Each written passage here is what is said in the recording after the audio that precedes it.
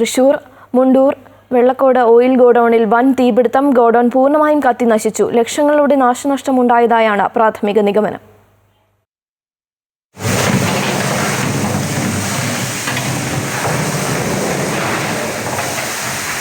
വേളക്കാട് industrial ഏരിയയിലെ Gulf petro medicals oil കമ്പനിയിലാണ് തീപിടുത്തമുണ്ടായത്. പുലർച്ചെ 3:30ഓടെയാണ് തീപിടുത്തം ശ്രദ്ധയിൽപ്പെട്ടത്. ഉടൻ തന്നെ ഫയർഫോഴ്സിനെ വിവരമറിയിച്ചു. കുന്നംകുളം, തൃശൂർ, ഗുരുവായൂർ എന്നിവിടങ്ങളിൽ നിന്നായി 8 യൂണിറ്റ് അഗ്നിരക്ഷാസേന സ്ഥലത്തെത്തിയാണ് തീയണച്ചത്.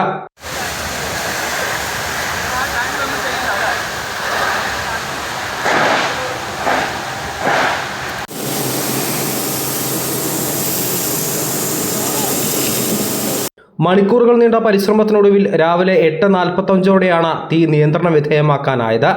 രാത്രി സമയമായതിനാൽ ആളപായം ഒഴിവായി. സ്ഥാപനം പൂർണ്ണമായും കത്തിനശിച്ചു. സമീപത്തെ റബ്ബർ എസ്റ്റേറ്റിലേക്കും തീ പടർന്നു. ലക്ഷങ്ങളുടെ നഷ്ടം സംഭവിച്ചതായാണ് പ്രാഥമിക നിഗമനം. എന്നാൽ തീപിടുത്തത്തിന്റെ കാരണം വ്യക്തമല്ല. അമൃത ന്യൂസ്, തൃശൂർ.